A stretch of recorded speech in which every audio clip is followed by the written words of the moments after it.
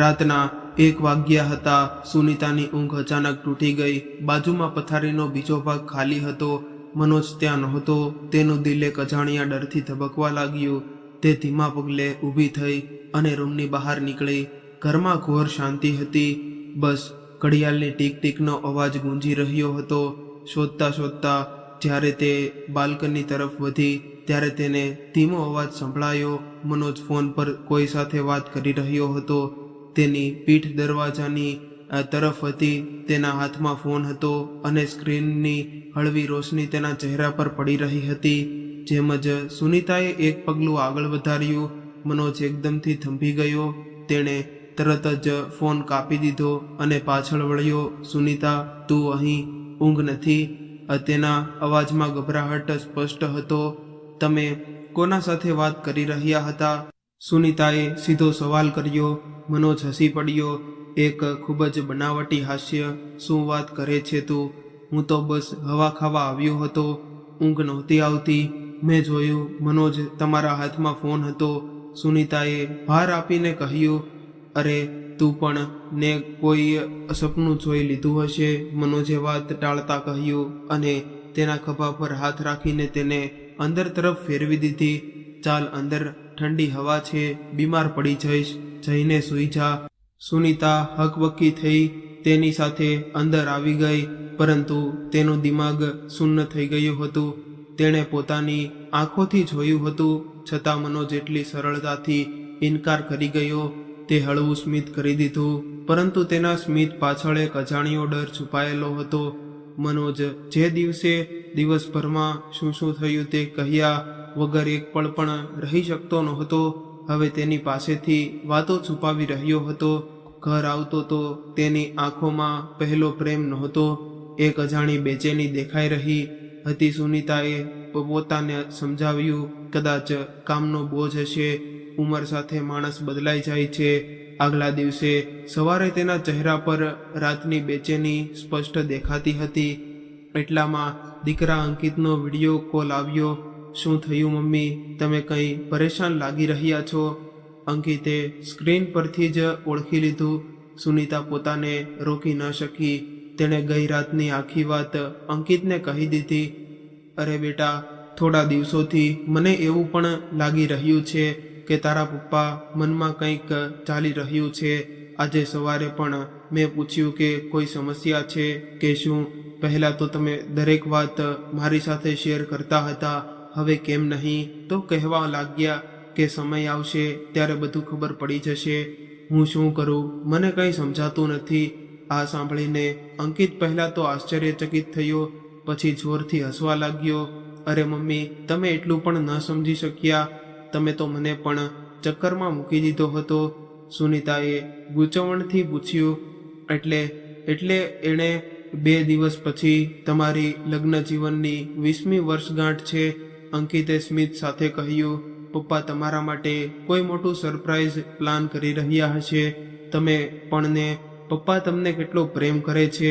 તમે ખામખા પોતે પણ ડરી રહ્યા છો અને મને પણ ડરાવી રહ્યા છો. હવે પપ્પાને પરેશાન ન કરશો. તેમનો સરપ્રાઈઝ જ રહેવા દો.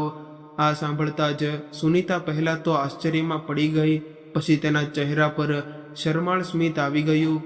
અચ્છા, તો વાત એવી છે. આગલા દિવસે મનોજનો કોટ લોન્ડ્રી માટે ઉઠાવતી વખતે તેની ખિસ્સામાંથી એક નાની ડબ્બી પડી ગઈ. સુનીતાએ તેને ઉઠાવી, ખોલી અને તેની આંખો આશ્ચર્યથી ફાટી ગઈ. અંદર એક ખૂબ જ સુંદર ડાયમંડ રિંગ હતી.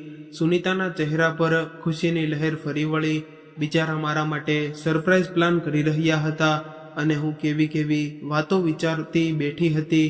તેણે પ્રેમથી પોતાના માથા પર હળવી ચપટી મારી અને અંગૂઠી પાછી એ જ જગ્યાએ મૂકી દીધી, જાણે તેણે કંઈ જોયું જ ન હોય. તે રાત્રે જ્યારે તે સૂવા જઈ રહી હતી ત્યારે એકદમ સામાન્ય હતી. તેણે પોતાના પતિને શંકા પણ ન થવા દીધી કે તેને તેના સરપ્રાઈઝ વિશે ખબર પડી ગઈ છે. સૂતા સમયે તેના મનમાં મીઠી ગુદગુદી થઈ રહી હતી. તે કાલે સવારે તેના જીવનની સૌથી સુંદર સવાર હશે. આખરે તેનો પતિ તેના માટે સરપ્રાઈઝ તૈયાર કરી રહ્યો હતો. આગલા દિવસે જ્યારે તે ઉઠી ત્યારે પથારી પર મનોજ નહોતો. તે સ્મિત કરતી ઊભી થઈ અને તૈયાર થઈને એક સુંદર લાલ સાડી પહેરી સંપૂર્ણ શૃંગાર કરીને લિવિંગ રૂમમાં આવી. જોયું તો મનોજ કોટ પેન્ટ પહેરી તૈયાર ઊભો હતો. તેને જોઈ સુનીતાનું હળવું સ્મિત કરીને સામેની ખુરશી પર બેસી ગઈ. દિલમાં તિતલીઓ ઉડી રહી હતી. તેને ખબર હતી કે હવે મનોજ તેના સામે આવશે, ઘૂંઘટ પર બેસશે અને તે સુંદર અંગૂઠી તેને આંગળીમાં પહેરાવશે. મનોજ તેની પાસે આવ્યો, પરંતુ તે ઘૂંટણ પર ન બેઠો. તે સામેના સોફા પર બેસી ગયો અને તેના હાથમાં એક ફાઇલ મૂકી દીધી. સુનીતા આશ્ચર્યચકિત થઈ ગઈ. આ શું મજાક છે? તેણે ફાઇલ ખોલી. સૌથી ઉપર મોટા અક્ષરોમાં લખ્યું હતું, છૂટાછેડાનો કરાર. આ શબ્દો નહોતા, આ સુનીતાની દુનિયા તૂટી જવાનો સરકારી એલાન હતો. એક પળ માટે તેને લાગ્યું કે તેના કાનોએ સાંભળવાનું અને આંખોએ જોવાનું બંધ કરી દીધું છે. ચારે તરફ ઘોર શાંતિ છવાઈ ગઈ અને જેમાં ફક્ત તેના દિલ તૂટવાનો અવાજ ગુંજી રહ્યો હતો. તે સુંદર લાલ સાડી જે પહેરીને તે દુલ્હન જેવી શરમાઈ રહી હતી, હવે તેને કફન જેવી લાગવા લાગી. તેના કાંપતા હાથમાંથી ફાઇલ જમીન પર પડી ગઈ અને પાના વિખેરાઈ ગયા. આ શું મજાક છે મનોજ? તેની અવાજ દબાયેલી ગભરાહટથી નીકળી. શું આ અમારી વર્ષગાંઠનું ગિફ્ટ છે? બહુ ખરાબ મજાક છે. આવું મજાક કોણ કરે? મને હાર્ટ એટેક આવી ગયો હોત તો? તે આશાભરી નજરે મનોજને જોતી રહી, જાણે હવે તે હસી પડશે અને કહેશે, ડાર્લિંગ, હું તો મજાક કરી રહ્યો હતો. પણ મનોજ ન હસ્યો. તેના ચહેરા પર પથ્થર જેવી કઠોરતા હતી. આ મજાક નથી સુનીતા. હું હવે આ સંબંધમાં વધુ રહી શકતો નથી. મને છૂટાછેડા જોઈએ છે. મનોજના આ શબ્દો સાંભળતા જ તેના કાનમાં સિસોટા ગુંજવા લાગ્યો. તેને લાગ્યું જાણે પગ નીચેથી જમીન સરકી ગઈ. તે કંઈ બોલી શકી નહીં. બસ શૂન્યમાં મનોજનો ચહેરો જોતી રહી. પછી કંપાતા પગે ઊભી થઈ. પણ કેમ મનોજ? કેમ? મેં શું કર્યું? આખા 20 વર્ષનો સંબંધ છે આપણો. કોઈ તો કારણ હશે ને? હવે ભીખ માંગી રહી હતી. એક કારણ, એક જવાબ, જેથી તે આ બિન અર્થપૂર્ણ સજા સમજી શકે. તારી કોઈ ભૂલ નથી સુનીતા, મનોજે એકદમ સપાટ અવાજમાં કહ્યું, જાણે કોઈ બિઝનેસ મીટિંગનો સાર કહી રહ્યો હોય. બસ હવે પહેલાંની જેવી વાત રહી નથી. હું હવે આ સંબંધમાં ખુશ નથી. સુનીતા ચીસી પડી. પણ કેમ? મેં શું કર્યું? મારી કોઈ ભૂલ થઈ છે? તેની આંખોમાંથી આંસુ વહેવા લાગ્યા. પરેશાન ના થા સુનીતા, હું તને સારો એવો ગુજારો ભથ્થું આપી દઈશ. આ ઘર પણ તારા નામે કરી દઈશ. તને જીવનમાં કોઈ કમી નહીં રહે. મનોજ બેદરકારીથી બોલ્યો. સુનીતાએ રડતા માથું નીચે કર્યું અને તેની આંખોમાં જોયું. કિંમત લગાવી રહ્યા છો? મારા 20 વર્ષની કિંમત લગાવી રહ્યા છો મનોજ? જે ઘરને મેં મારા લોહી અને પરસેવાથી ચીસ્યું છે, આજે એ મને ભીખમાં આપી રહ્યા છો? મને નથી જોઈએ તમારું પૈસું, તમારા ઘર અને મારો પતિ પાછો જોઈએ. મને મારો પરિવાર પાછો જોઈએ. આપણો દીકરો અંકિત, તેને શું જવાબ આપશો? અંકિત હવે બાળક નથી, તે સમજી જશે અને મેં નિર્ણય લઈ લીધો જ છે. મારા વકીલ કાલે બાકીના પેપર્સ મોકલી દેશે. રોકો, ક્યાંય નહીં જાઓ તમે. મને એક વાત સ્પષ્ટ કહો, શું તમે કોઈ બીજી સ્ત્રીને પ્રેમ કરો છો? કહેતા સુનીતા અચાનક ચૂપ થઈ ગઈ. એ જ હીરાની અંગૂઠી જે તેને કોર્ટમાં મળી હતી, તેની આંખો પાસે ચમકી ગઈ. પછી કંપાતા અવાજે બોલી, એ અંગૂઠી તમારા કોર્ટમાં જે હતી એ મારા માટે નહોતી ને? જવાબ આપો મને, કઈ અંગૂઠી? શું પાગલ થઈ ગઈ છે? જે સત્ય હતું તે મેં કહી દીધું. હવે હું આ સંબંધ વધુ ખેંચવા નથી માંગતો. હું ઓફિસ જઈ રહ્યો છું. એક જરૂરી બિઝનેસ મીટિંગ છે. આ કહીને મનોજ બહાર નીકળી ગયો અને કાર સ્ટાર્ટ કરીને ચાલ્યો ગયો. સુનીતા જમીન પર વિખરાયેલા કાગળો વચ્ચે પથ્થરની મૂર્તિ જેવી બેઠી રહી. તેની સુંદર સવાર એક ક્યારેય ના પૂરી થતી કાળી રાતમાં બદલાઈ ગઈ હતી. તેની દુનિયા બરબાદ થઈ ગઈ હતી અને તેને બરબાદ કરનાર પોતાની જરૂરી મીટિંગ માટે નીકળી ગયો હતો. જાણે કંઈ થયું જ ન હોય. મનોજના જતા જ સમય જાણે એ લિવિંગ રૂમમાં જ અટકી ગયો હતો. એટલી વાર વીતી ગઈ તેને પોતાને ખબર નહોતી. જ્યારે તેને ભાન આવ્યું ત્યારે શરીર શૂન્ય પડી ગયું હતું અને આંસુ ગાલ પર જ સુકાઈ ગયા હતા. ત્યારે તેનો ફોન આવ્યો. અંકિતનો કોલ હતો. તેણે કોલ ઉઠાવ્યો નહીં. હિંમત જ નહોતી થઈ રહી પોતાના દીકરાને શું કહે. એ દીકરો જે 2 દિવસ પહેલા કહી રહ્યો હતો કે પપ્પા તમને કેટલો પ્રેમ કરે છે, ફોન કરી આવ્યો. પછી ત્રીજી વાર સુનીતાએ ખબર પડી કે જો તેણે ફોન નહીં ઉઠાવ્યો તો અંકિત ગભરાઈ જશે. તેણે કંપતા હાથોથી ફોન ઉઠાવ્યો અને વિડીયો કોલનો લીલો બટન દબાવ્યો. સ્ક્રીન પર અંકિતનો સ્મિતભર્યો ચહેરો દેખાયો. હે મમ્મી, હેપી એનિવર્સરી. તો કેવું રહ્યું સરપ્રાઈઝ? પપ્પાએ શું આપ્યું? આ સવાલ નહોતો. આ તો જાણે સળગતો કોલસો હતો જે કોઈએ સુનીતાના છાતી પર મૂકી દીધો હોય. તે કંઈ બોલી શકી નહીં. તેના હોઠ ખુલ્લા પણ અવાજ બહાર ન આવ્યો. ફક્ત તેની આંખોમાંથી 2 મોટા આંસુ સરકી પડ્યા. અંકિતનું સ્મિત એક પળમાં ગાયબ થઈ ગયું. તેના ચહેરા પર ગભરાટ છવાઈ ગઈ. મમ્મી, શું થયું? તમે રડી રહ્યા છો? બોલો મમ્મી, તમને મારી કસમ કંઈ તો બોલો. પપ્પા ઠીક તો છે? સુનીતાએ એક ઊંડી કંપતી શ્વાસ લીધી. બધું ખતમ થઈ ગયું બેટા. કહેતા કહેતા તે રડી પડી. તારા પપ્પાએ છૂટાછેડા માંગ્યા છે. એક પળ માટે સ્ક્રીનની બીજી બાજુ છન્નાટો છવાઈ ગયો અને અંકિત જાણે મૂર્તિ બની ગયો હોય. શું મતલબ મમ્મી? આ કોઈ મજાક છે? કદાચ કોઈ પ્રેન્ક હશે ને? ના બેટા. સુનીતાએ જમીન પર પડેલા કાગળો તરફ કેમેરો ફેરવ્યો. એ લોકો છૂટાછેડાના પેપર્સ આપી ઓફિસ ચાલ્યા ગયા. અંકિતના અવાજમાં અવિશ્વાસ અને ઉકળતો ગુસ્સો હતો. થોડા સમયથી શાંત પછી તે બોલ્યો કે આ બધું કર્યા પછી એ ઓફિસ ચાલ્યા ગયા. હા, સુનીતા બસ એટલું જ કહી શકી. અંકિતે પોતાની આંખો બંધ કરી દીધી. જાણે તે આ સત્ય સ્વીકારવા માંગતો જ ન હોય. જ્યારે તેણે આંખો ખોલી ત્યારે તે 18 વર્ષનો છોકરો નહોતો, પરંતુ એવો જવાબદાર દીકરો હતો જેને લાગ્યું હોય કે તેની આખી દુનિયા છીનવાઈ ગઈ છે. મમ્મી, તમે એકલા નથી. હું છું તમારા સાથે. તેના અવાજમાં હવે લોખંડી દૃઢતા હતી. હું જલ્દીથી જલ્દી ઇન્ડિયા આવી રહ્યો છું. ના બેટા, તારી પરીક્ષા ભાડમાં ગઈ. પરીક્ષા. અંકિત ચીસ્યો.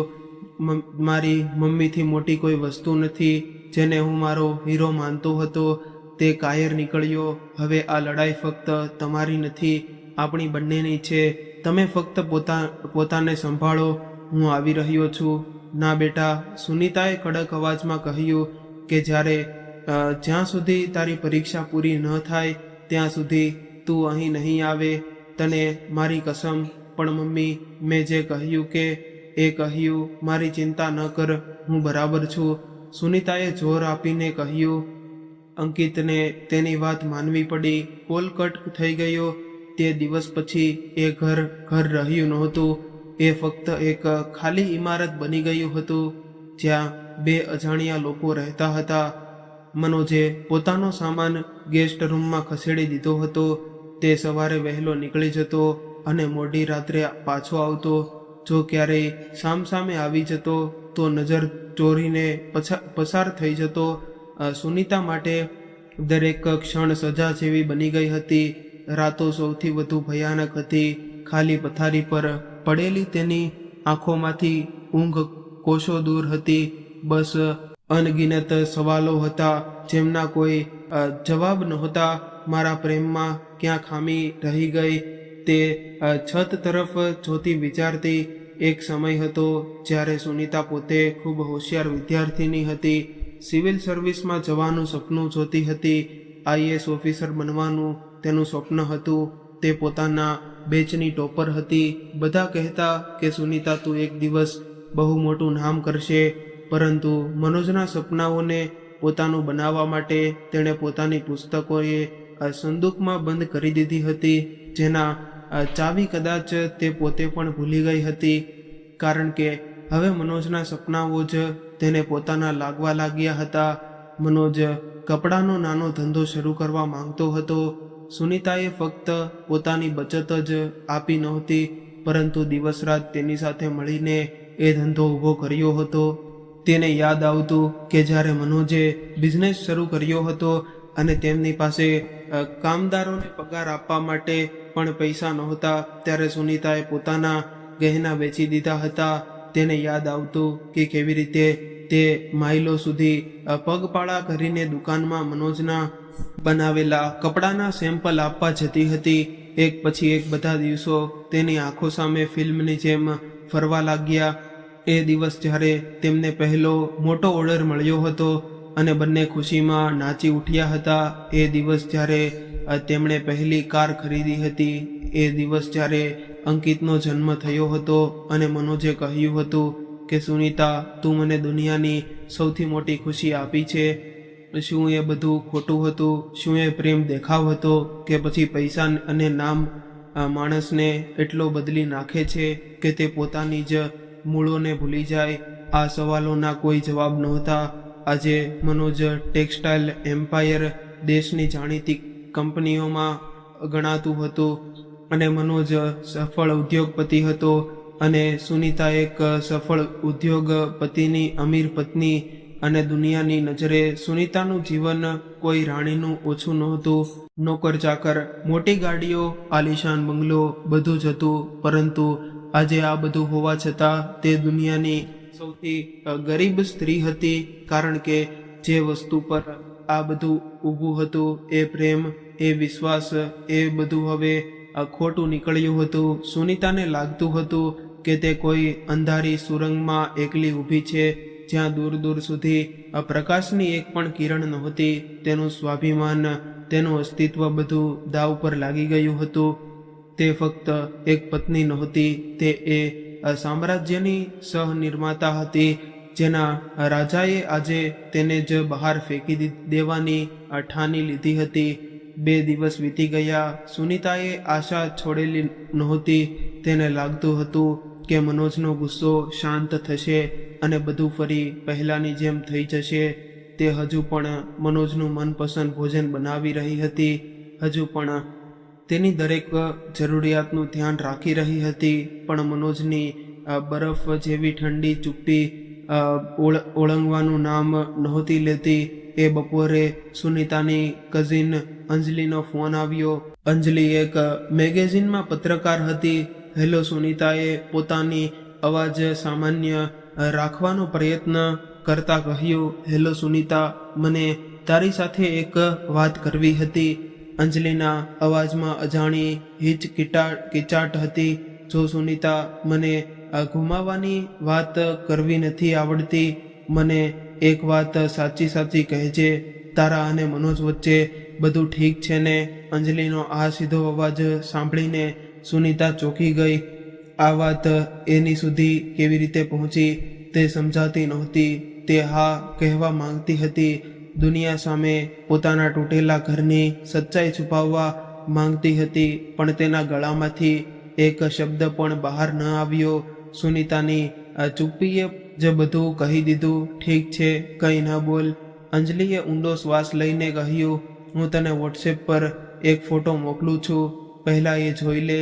1 સેકન્ડ પછી સુનીતા ફોનમાં ફોટો આવ્યો. તેણે કાંપતા હાથેથી ફોટો ખોલ્યો અને તેની દુનિયા ફરી એકવાર તૂટી પડી. એ એક પાર્ટીની તસવીર હતી. તસવીરના મધ્યમાં મનોજ ઊભો હતો. તેના ચહેરા પર પહેલું સ્મિત હતું અને તેની બાજુમાં એક યુવાન સુંદર છોકરી ઊભી હતી. મનોજનો હાથ તેની કમર પર હતો અને બંનેની આંખોમાં એવી બેશરમ ખુશી હતી જેને દુનિયાની કોઈ પરવા નહોતી. આ કોણ છે? સુનીતાનો અવાજ જાણે મરતા માણસની છેલ્લો શ્વાસ જેવો હતો. આનું નામ કાવ્યા છે, અંજલિએ ધીમેથી કહ્યું. એક મોડેલ છે. આજકાલ શહેરની દરેક મોટી પાર્ટીમાં મનોજ સાથે જ જોવા મળે છે. ઇન્ડસ્ટ્રીમાં તો એવી વાતો ચાલી રહી છે કે મનોજ એને લઈને પાગલ છે. અને જલ્દી જ તેની સાથે લગ્ન પણ કરવાનો છે. સુનીતાના હાથમાંથી ફોન નીચે પડી ગયો, જાણે તેની અંદરથી પ્રાણ નીકળી ગયા હોય. તો આ હતું એ મૌન પાછળનું ગંદુ સત્ય. આ હતી તેના 20 વર્ષના પ્રેમ, વિશ્વાસ અને સમર્પણની કબર પર મુકાયેલી બીજી સ્ત્રી. તેને લાગ્યું જાણે કોઈએ તેની આત્માને ખેંચીને ટુકડા ટુકડા કરી નાખ્યા હોય. આ ફક્ત દગો નહોતો, આ તો તેની આખી જિંદગીનો કતલ હતો. હવે તેને મનોજની દરેક વાત યાદ આવવા લાગી. તું કોઈ સપનું જોઈ લીધું હશે, કઈ અંગૂઠી, તું પાગલ તો નથી થઈ ગઈ? હે ભગવાન, કેટલો મોટો જૂઠો હતો એ માણસ. સુનીતાને મનોજ પર પણ ઘૃષ્ણા આવવા લાગી અને પોતાના પર પણ. તે એટલી અંત કેવી રીતે બની ગઈ? મનોજની બદલાતી આદતો, મોડી રાત્રે ફોન પર ધીમા અવાજે વાતો કરવી, નવા મોંઘા પરફ્યુમ, હવે બધું સમજાઈ રહ્યું હતું. કદાચ એ સત્ય જોવું જ નહોતી માંગતી. તે પોતાના સુખી પરિવારના ભ્રમમાં જીવવા માંગતી હતી. હવે બધું સ્પષ્ટ થઈ ગયું હતું. મનોજને નવી ગ્લેમરસ જિંદગી જોઈએ હતી અને સુનીતા હવે તેની દુનિયામાં ફિટ નહોતી.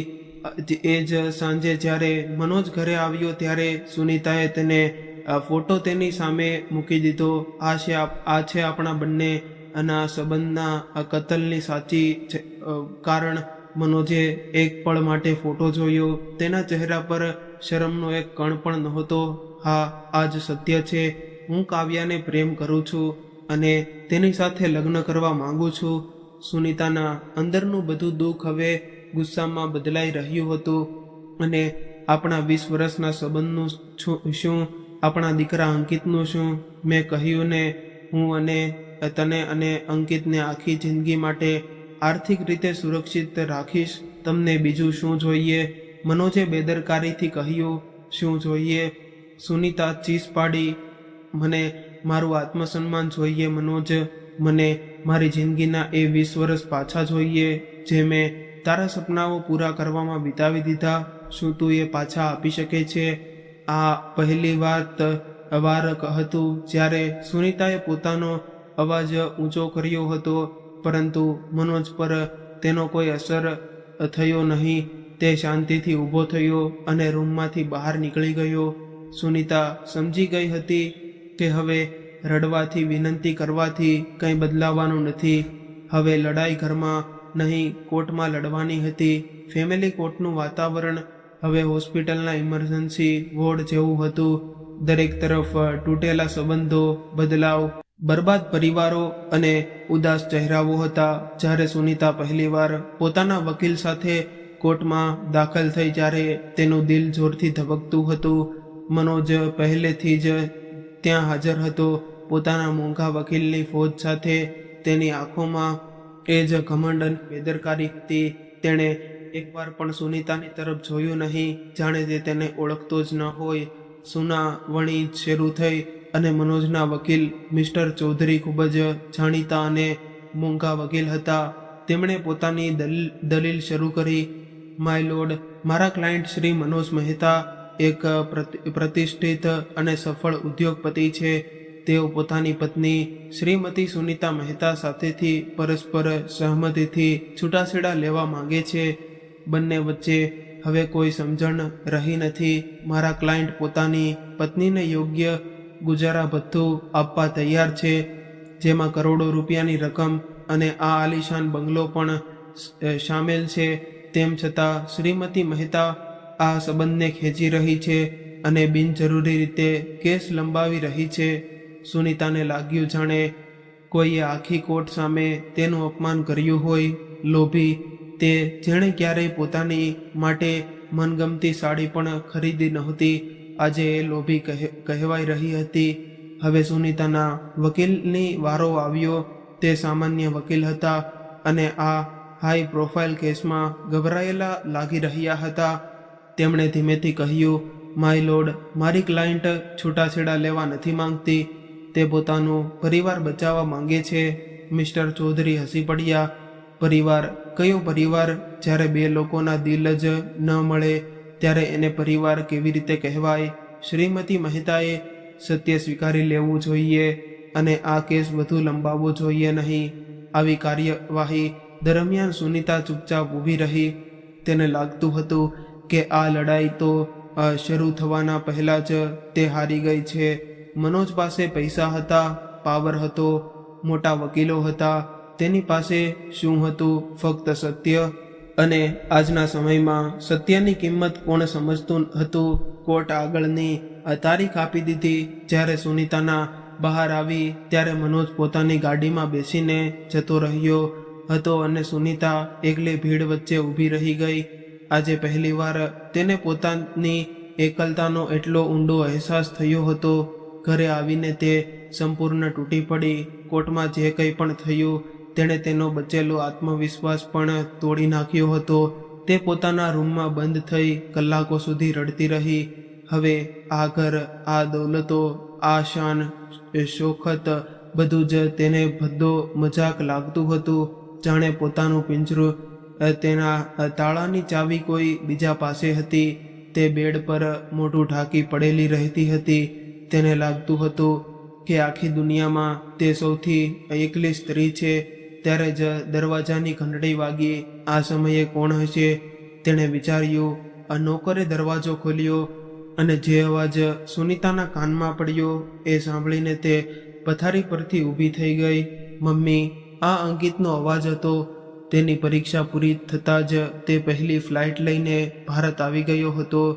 અંકિતનો અવાજ સાંભળતા જ સુનીતા દોડતી બહાર આવી. દરવાજા પર અંકિત ઊભો હતો. ખભા પર બેગ, ચહેરા પર થાક અને આંખોમાં હજારો સવાલો. એક પળ માટે સુનીતા ત્યાં જ અટકી ગઈ. પછી તેની સૂજી ગયેલી આંખોમાં અચાનક ચમક આવી ગઈ. અંકિત, મારો દીકરો! તેના ગળામાંથી કંપતો અવાજ નીકળ્યો. અંકિતે બેગ નીચે મૂકી અને આગળ વધ્યો. સુનીતાએ પોતાના દીકરાને જોરથી ભેટી લીધું અને પછી પોતાના તમામ ધીરજના બાંધ તોડી નાખ્યા. તે અંકિતના ખભા પર માથું રાખીને ફૂટી ફૂટીને રડવા લાગી. એ રડવું નહોતું, એ તો છેલ્લા ઘણા દિવસોથી અંદર દબાયેલી ચીસ હતી. અંકિતે પોતાની મમ્મીને વધુ મજબૂતીથી પકડી લીધી. હું આવી ગયો છું મમ્મી, હવે બધું ઠીક થઈ જશે. થોડીવાર પછી જ્યારે સુનીતા થોડી શાંત થઈ ત્યારે અંકિતે તેને સોફા પર બેસાડી અને પાણીનો ગ્લાસ આપ્યો. પછી તે તેની બાજુમાં બેસી ગયો. મમ્મી! તેણે સુનીતાનો હાથ પકડીને કહ્યું. મમ્મી, મને આ સમજાતું નથી. પપ્પા આવું કેમ કરી રહ્યા છે? તેઓ એટલા બદલાઈ કેવી રીતે ગયા? સુનીતાએ નજર ઝુકાવી લીધી. આ જે સત્ય હતું, જે તેણે ઈરાદાપૂર્વક અંકિતથી છુપાવેલું હતું, તે નહોતી ઈચ્છતી કે તેનો દીકરો પોતાના પિતાથી એટલી નફરત કરે. પરંતુ હવે જ્યારે અંકિત તેની સામે બેઠો હતો, તેની નિર્દોષ આંખોમાં પ્રશ્નો લઈને, ત્યારે ખોટું બોલવું અશક્ય હતું. બેટા! તેનો અવાજ કાપી રહ્યો હતો. આ ફક્ત છૂટાછેડાની વાત નથી. તારા પપ્પાની જિંદગીમાં બીજી એક છોકરી આવી ગઈ છે. એક પળ માટે અંકિતના ચહેરા પર કોઈ ભાવ ન આવ્યો, જાણે તેના દિમાગે આ વાત સમજવાનો જ ઇનકાર કરી દીધો હોય. પછી ધીમે ધીમે તેની આંખો પહોળી થવા લાગી અને ચહેરો રંગ ઉડી ગયો. શું મતલબ? કોઈ બીજી સાથે? તેનો અવાજ કાંપી રહ્યો હતો. હા બેટા, સુનીતાએ આંસુ પહોંચતા કહ્યું. મોડેલ તરીકે કામ કરતી હતી. તેમની કંપનીમાં તે તેની સાથે લગ્ન કરવા માંગે છે. એ જ કારણ છે છૂટાછેડાનું.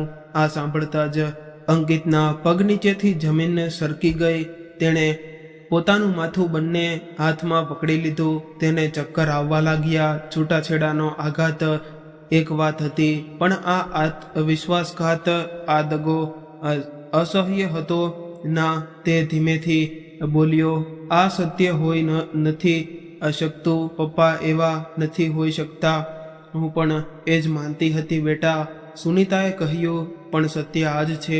થોડીવાર સુધી અંકિત ચૂપ રહ્યો. તેના ચહેરા પર દુઃખ, ગુસ્સો, નફરત બધું એકસાથે આવી રહ્યું હતું.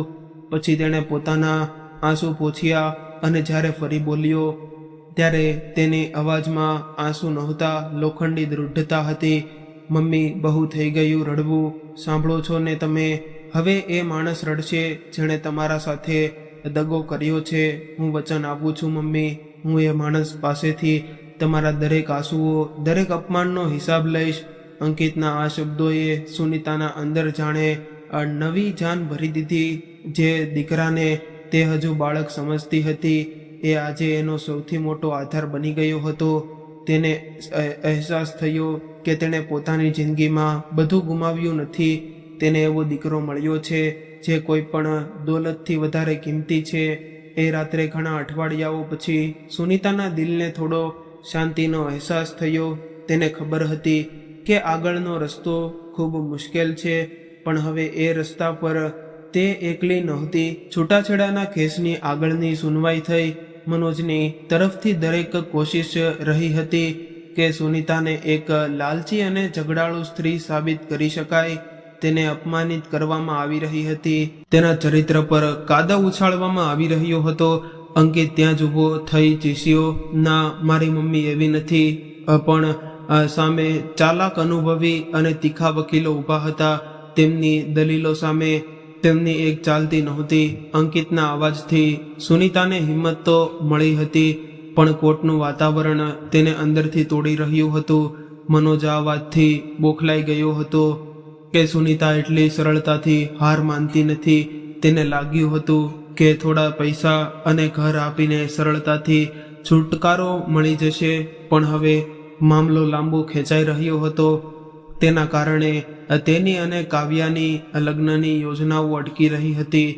કાવ્યા પણ હવે મનોજ પર દબાણ કરી રહી હતી. અને પછી એક દિવસ મનોજે એવું પગલું ભર્યું જેણે તમામ કાયદા અને સમાજના નિયમોને પણ પગ નીચે મૂકી દીધા.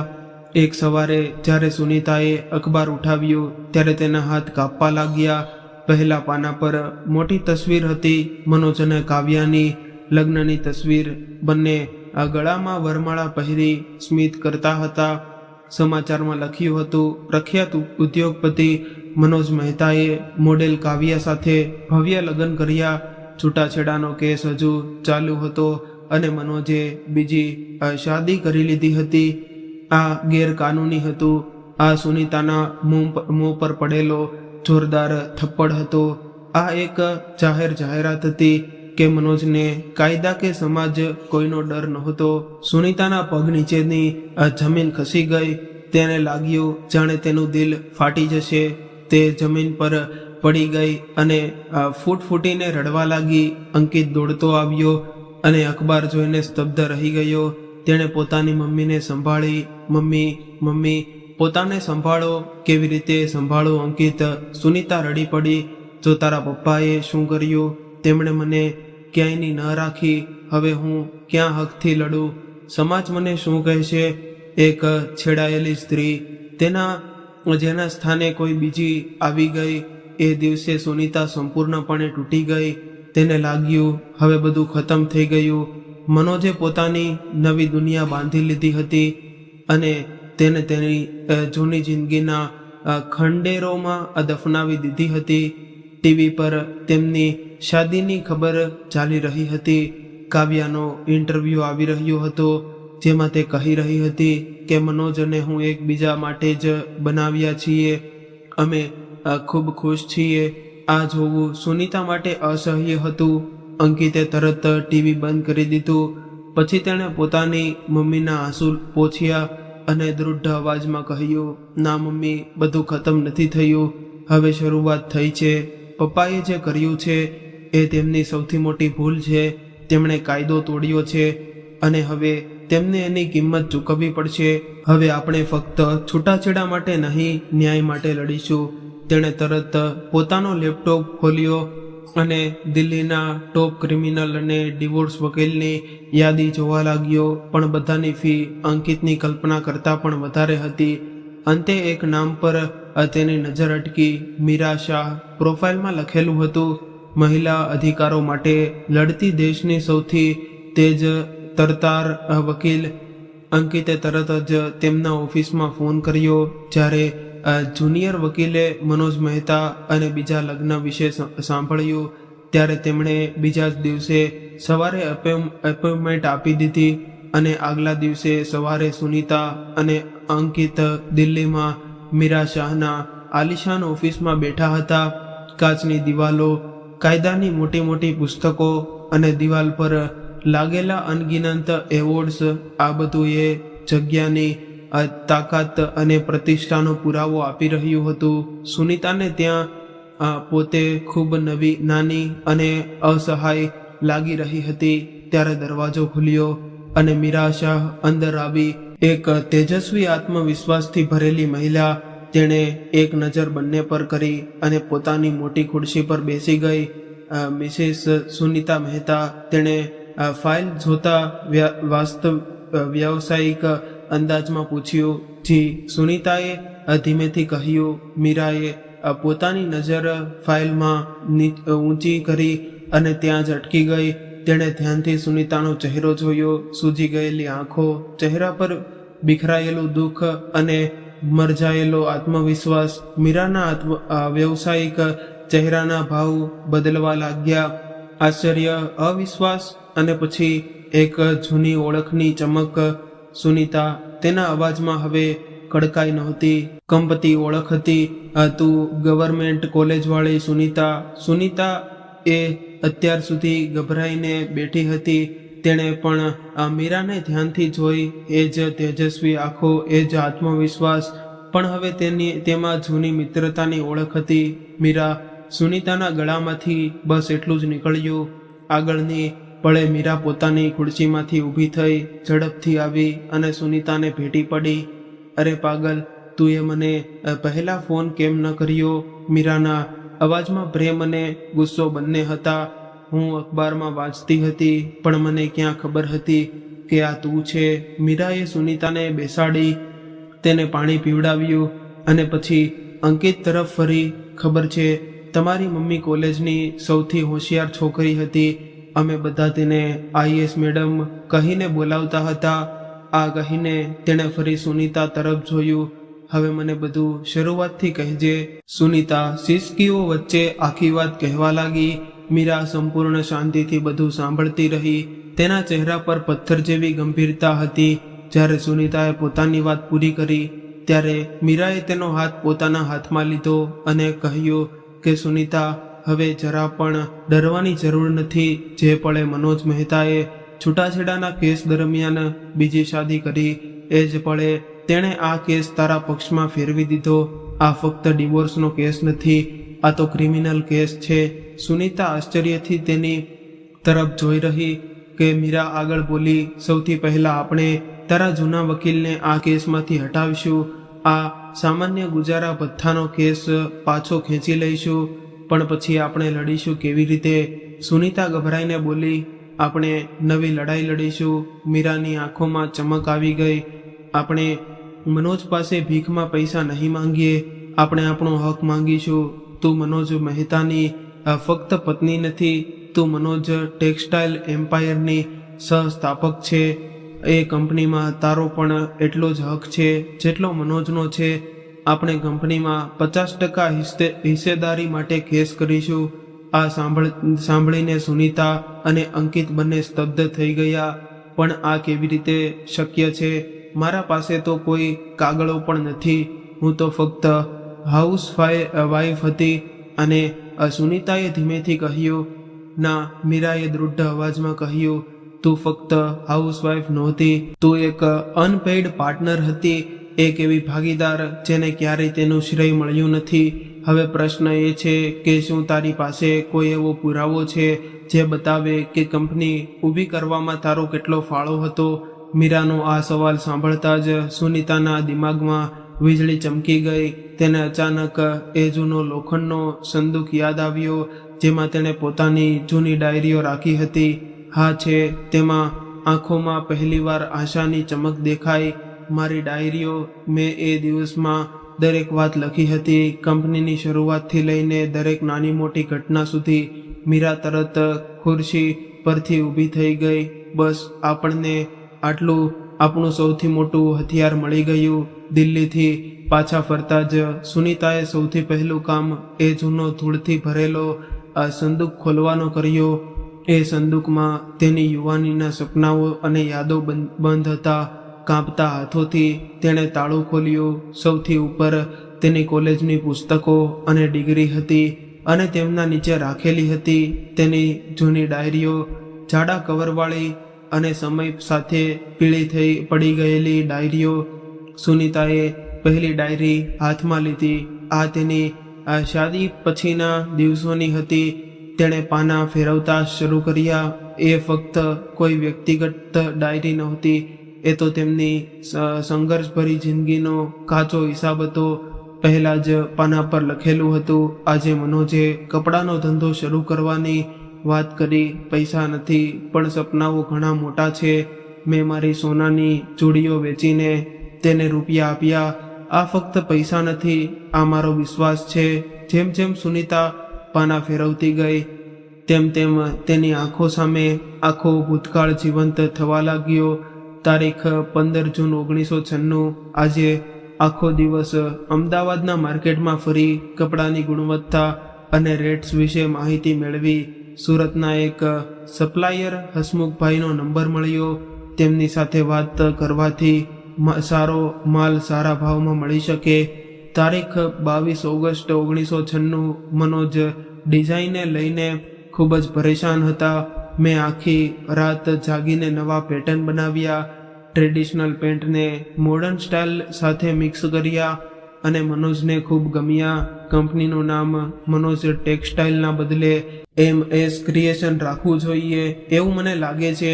તારીખ 11 જાન્યુઆરી 1997. આજે પહેલો મારો ઓર્ડર મળ્યો 500 સાડીઓનો. આપણા પાસે ફક્ત 3 કારીગર છે. મેં પાડોશની મહિલાઓ સાથે વાત કરી. તેઓ ઘરે બેસીને કઢાઈ અને સિલાઈનું કામ કરી શકે. કામ પણ ઝડપી થશે અને તેમને રોજગાર પણ મળશે. તારીખ 5 એપ્રિલ 1998. બેંક લોન આપવા તૈયાર નથી કારણ કે અમારી પાસે ગેરંટી નથી. મેં પપ્પા સાથે વાત કરી છે. તેઓ ઘરના કાગળો ગીરવે રાખવા તૈયાર થઈ ગયા છે. મનોજે વચન આપ્યું છે કે ધંધો ચાલશે એટલે સૌથી પહેલા લોન ઉતારીશું. દરેક પાના પર સુનીતા યોગદાનનો પુરાવો હતો. કાચો માલ ક્યાંથી લાવવો, કામદારોને કેવી રીતે સંભાળવા, હિસાબ કેવી રીતે રાખવો, માર્કેટિંગ કેવી રીતે કરવું, બધું જ સુનીતાએ પોતાની ડાયરીમાં લખ્યું હતું. આ ફક્ત એક પત્નીની નોંધો નહોતી, આ તો એક બિઝનેસ પાર્ટનરની નોંધો હતી. આ કંપનીને ફક્ત મનોજ નહીં, સુનીતાએ પણ ઊભી કરી હતી. આંખોમાં આંસુ લઈને સુનીતાએ બધી ડાયરીઓ એક બેગમાં મૂકી દીધી. આ કાગળના પાના ફક્ત શબ્દો નહોતા, આ તેની ઓળખના પુરાવા હતા. એ જ પુરાવા જે મનોજ મહેતાના ઝૂંટના સામ્રાજ્યને હલાવી નાખવાના હતા. આગળની તારીખે કોર્ટરૂમનો નજારો સંપૂર્ણ બદલાઈ ગયો હતો. સુનીતાની સાથે હવે ગભરાયેલા જૂના વકીલ નહોતા, પણ આત્મવિશ્વાસથી ભરેલી નિરાશા ઊભી હતી. મનોજ અને તેના વકીલ મિસ્ટર ચૌધરીએ જેમ જ મીરાને જોયા તેમ તેના ચહેરા પર ચિંતા છવાઈ ગઈ, કારણ કે નિરાશા સામે ઊભા રહેવાનો અર્થ હતો હવે લડાઈ સરળ નહોતી રહેવાની. મીરાએ જજ સમક્ષ પોતાની અરજી રજૂ કરી. માય લોર્ડ, અમે આ ગુજારા ભથ્થાનો કેસ પાછો ખેંચવા માંગીએ છીએ.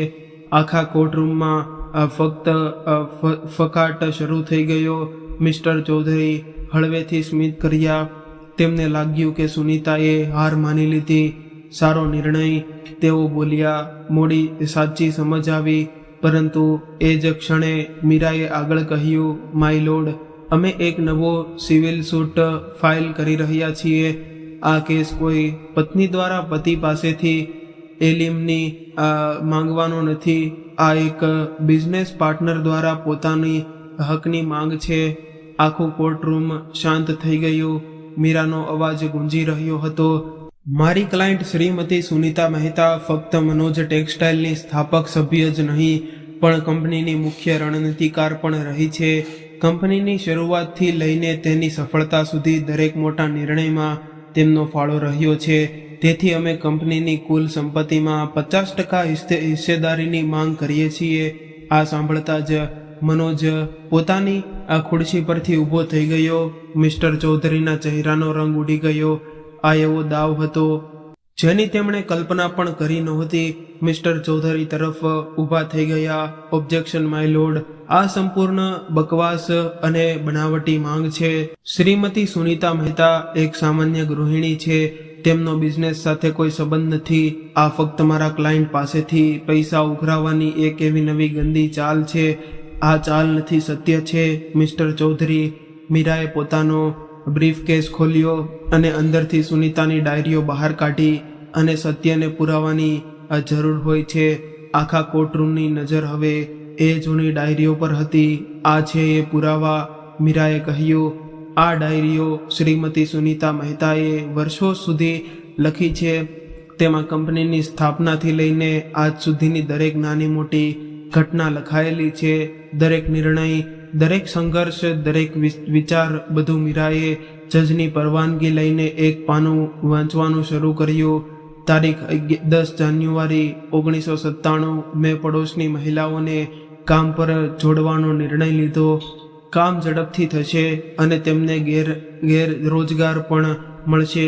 મીરાએ ડાયરી બંધ કરી અને જજ તરફ જોઈને કહ્યું, માય લોર્ડ, આ ફક્ત એક ઉદાહરણ છે.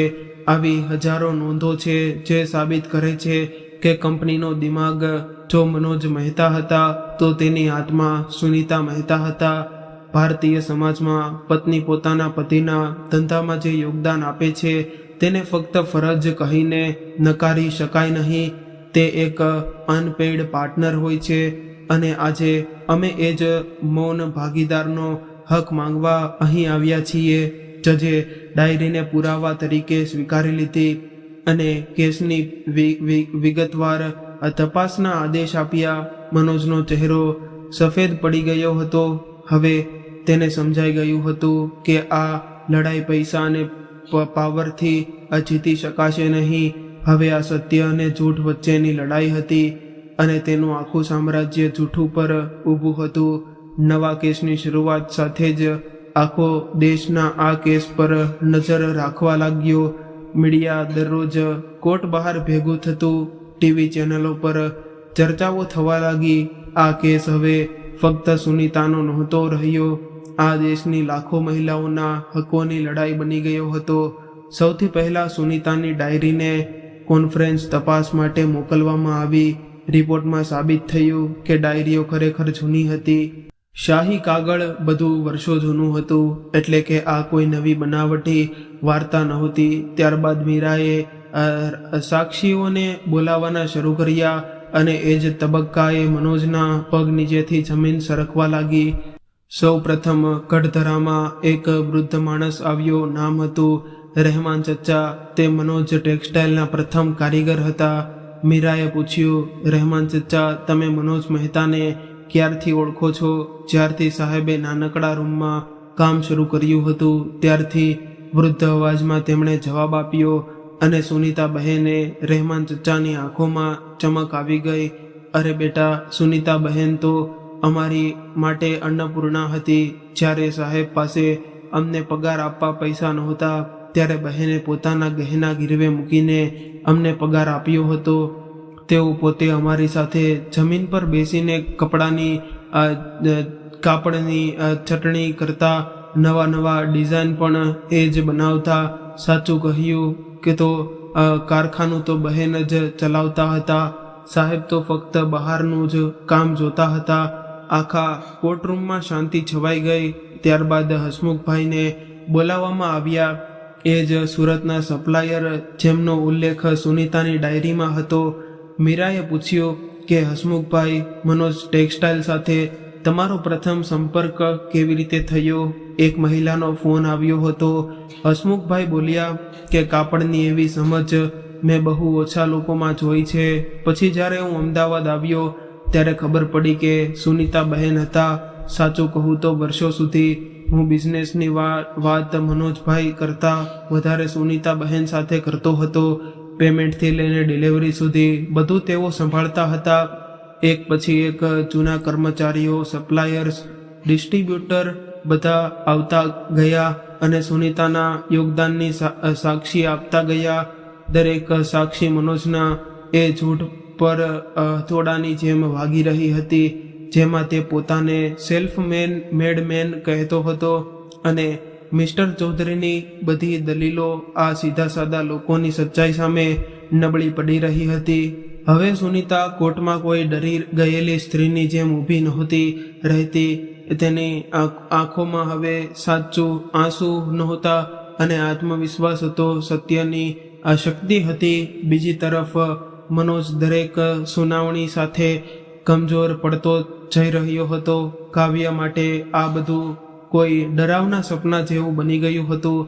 તેણે એક અમીર, શક્તિશાળી, સફળ માણસ સાથે લગ્ન કર્યા હતા, પણ હવે તેને સમજાઈ ગયું હતું કે એ સામ્રાજ્યની સાચી નીવ કોઈ બીજી સ્ત્રીએ મૂકી હતી. શરૂઆતમાં મનોજે જેને સમજાવ્યું હતું, ચિંતા ના કર, એ ફક્ત પૈસા માંગે છે, વકીલો બધું સંભાળી લેશે. પણ હવે પરિસ્થિતિ બદલાઈ રહી હતી. કાવ્યા ઘણી વખત કોર્ટની કાર્યવાહી જોવા આવતી હતી અને ધીમે ધીમે તેને સમજાઈ રહ્યું હતું કે મનોજ જેને પોતાની મહેનત કહે છે એમાં સુનીતાનો કેટલો ફાળો હતો. એક રાત્રે તેણે આ મનોજને સીધો સવાલ કર્યો, મનોજ, શું આ બધું સાચું છે? શું સુનીતા બહેને ખરેખર કંપની માટે એટલું બધું કર્યું હતું? મનોજ પહેલેથી કેસના દબાણમાં હતો. તે ગુસ્સે ચીસ્યો, તું પણ એ લોકોની વાતોમાં આવી ગઈ. આ બધું ડ્રામા છે. પરંતુ મનોજની આંખોનો ડર કાવ્યાથી છુપાયેલો નહીં. હવે કાવ્યાની પોતાની ઊંઘ ઉડી ગઈ હતી. તેણે મનોજ સાથે પ્રેમ કરતા વધારે તેની દોલત અને સ્ટેટસ માટે લગ્ન કર્યા હતા. પણ જો કંપનીનો અડધો ભાગ સુનીતાને મળી જશે તો પછી શું બચશે? તે ફક્ત એક ગેરકાનૂની બીજી પત્ની બનીને રહી જશે. જે સ્ત્રીને તે પોતાની સૌતન અને રસ્તાનો કાંટો માનતી હતી, હવે એ જ સ્ત્રી તેને પોતાની જિંદગી માટે સૌથી મોટો ખતરો લાગવા લાગી હતી. હવે કોર્ટમાં એ દિવસની રાહ જોવાઈ રહી હતી જ્યારે મનોજ મહેતા પોતે કઠઘરામાં ઊભા હતા અને આખરે એ દિવસ આવી ગયો હતો કે જ્યારે મનોજ પોતાના મોંઘા સૂટમાં સંપૂર્ણ આત્મવિશ્વાસનો દેખાવ લઈને કઠઘરામાં આવીને ઊભો હતો. તેને હજુ પણ વિશ્વાસ હતો કે તેની દોલત અને પાવર તેને બચાવી લેશે. મીરા શાહ ધીમે ધીમે આગળ વધી. તેની આંખોમાં અજીબ શાંતિ હતી, પણ એ શાંતિની અંદર તોફાન છુપાયેલું હતું. મિસ્ટર મનોજ મહેતા, તેણીએ શરૂઆત કરી, તમે પોતાને સેલ્ફ મેડ ઇન્ડસ્ટ્રીયલ કહો છો, શું આ સાચું છે? હા, બિલકુલ સાચું છે, મનોજે ગર્વથી જવાબ આપ્યો. તો પછી મને કહો કે તમારી કંપની શરૂ કરતી વખતે જે પ્રથમ રોકાણ કર્યું હતું એ પૈસા ક્યાંથી આવ્યા હતા? મનોજ થોડો અચકાયો. એ મારી બચત હતી. જૂઠ. મીરાનો અવાજ આખા કોર્ટરૂમમાં ગુંજી ઉઠ્યો. એ પૈસા તમારી પત્ની સુનીતા મહેતાના ગહેના વેચીને આવ્યા હતા. શું આ સાચું નથી? મનોજના ચહેરાનો રંગ ઉડી ગયો. મને યાદ નથી, બહુ જૂની વાત છે. ચાલો તમારી યાદશક્તિ તાજી કરી દઉં. મીરાએ એક જૂનો દસ્તાવેજ બહાર કાઢ્યો. આ એ જ્વેલરીની રસીદ છે જ્યાં શ્રીમતી સુનીતા મહેતાએ પોતાની સોનાની ચૂડીઓ વેચી હતી. તારીખ પણ એ જ છે જે તેમની ડાયરીમાં લખેલી છે.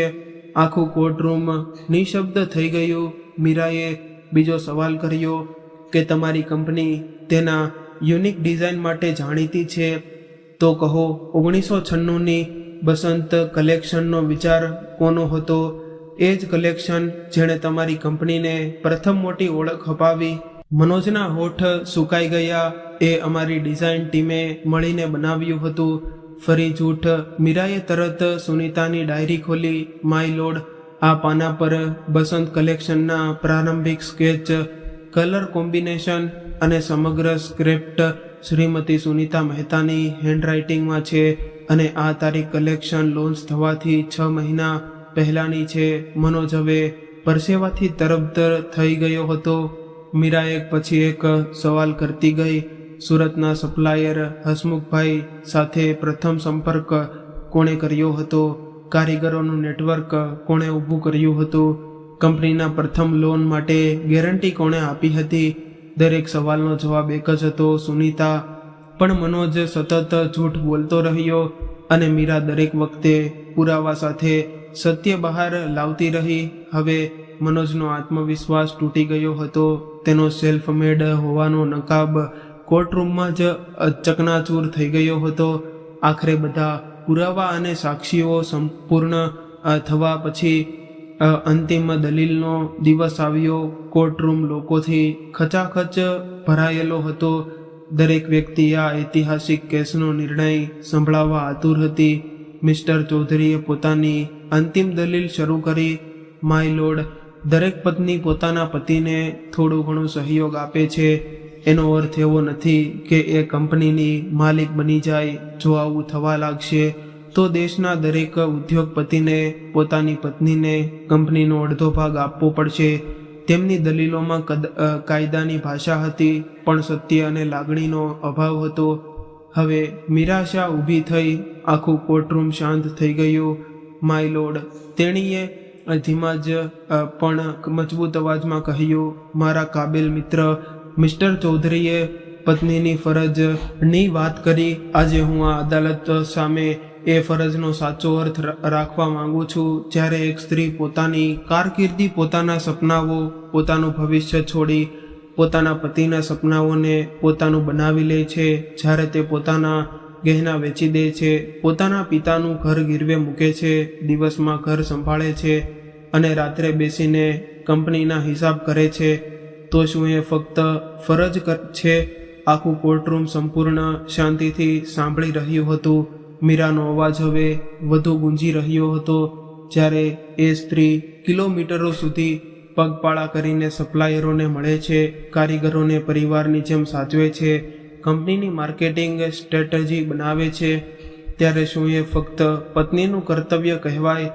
ના માય લોર્ડ, એ ભાગીદારી છે, એ ઇન્વેસ્ટમેન્ટ છે, એવું રોકાણ જેમાં ફક્ત પૈસા નહીં પણ આખી જિંદગી લડવામાં આવે છે.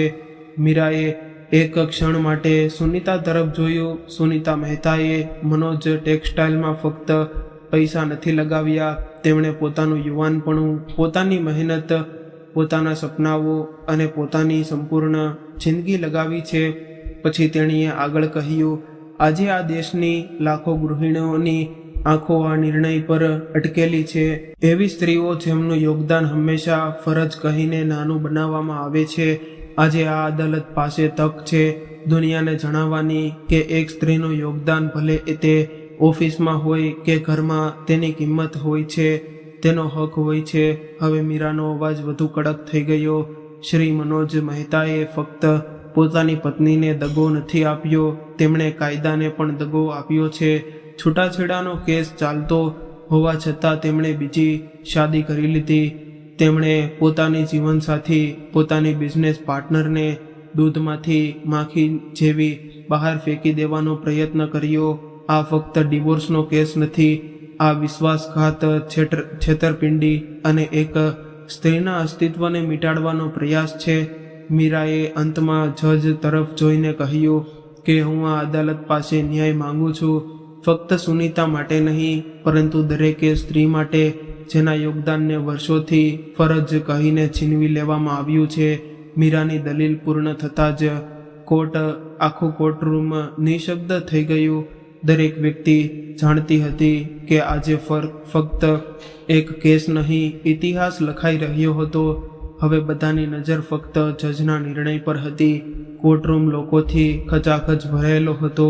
મીડિયા, વકીલો, સામાન્ય લોકો બધા જ આ ઐતિહાસિક ચુકાદાના સાક્ષી બનવા આવ્યા હતા. એક બાજુ સુનીતા, અંકિત અને મીરા શાંત બેઠા હતા, જ્યારે બીજી બાજુ મનોજ એકલો પડેલો દેખાઈ રહ્યો હતો. કાવ્યા ક્યાંય નજરે પડી નહોતી રહી. થોડા જ ક્ષણોમાં જજ સાહેબ આવ્યા અને આખા કોર્ટરૂમમાં શાંતિ છવાઈ ગઈ. દરેકનું દિલ જોરથી ધબકી રહ્યું હતું. જજે ચુકાદો વાંચવાનું શરૂ કર્યું. તમામ પુરાવાઓ, સાક્ષીઓ અને દલીલોને ધ્યાનમાં રાખીને આ અદાલતે નિષ્પક્ષ પણ પહોંચી કે મનોજ ટેક્સટાઇલ એમ્પાયરની સ્થાપના અને સફળતામાં શ્રીમતી સુનીતા મહેતાનું યોગદાન ફક્ત પત્ની તરીકેના સહયોગનું પૂરતું મર્યાદિત નહોતું, પરંતુ એક સમાન બિઝનેસ પાર્ટનર જેટલું હતું. સુનીતાની આંખોમાં આંસુ આવી ગયા. જજ આગળ બોલ્યા, એક પત્ની દ્વારા પોતાના પતિના વ્યવસાય અને પરિવાર માટે આપેલા નિસ્વાર્થ યોગદાનનું આર્થિક મૂલ્યાંકન થવું જરૂરી છે, જેથી તેના અસ્તિત્વને અવગણવામાં ન આવે. પછી આખા કોર્ટરૂમને હચમચાવી નાખે એવો ચુકાદો આવ્યો. શ્રી મનોજ મહેતા અને શ્રીમતી સુનીતા મહેતાના છૂટાછેડા મંજૂર કરવામાં આવે છે, તેમજ છૂટાછેડાનો કેસ ચાલુ હોવા છતાં મનોજ મહેતાએ કાવ્યા સાથે કરેલા લગ્ન ગેરકાનૂની જાહેર કરવામાં આવે છે અને તેને તરત જ અમાન્ય ગણવામાં આવે છે. આખા કોર્ટરૂમમાં ફસફસાટ શરૂ થઈ ગયો. જજનો અવાજ ફરી ગુંજ્યો. મનોજ ટેક્સટાઇલ એમ્પાયરની કુલ સંપત્તિનું મૂલ્યાંકન કરીને તેનો 50% હિસ્સો શ્રીમતી સુનીતા મહેતાને આપવામાં આવે. તેઓ ફક્ત ગુજારા ભથ્થાની નહીં પરંતુ કંપનીની સમાન માલિક બનવાની હકદાર છે.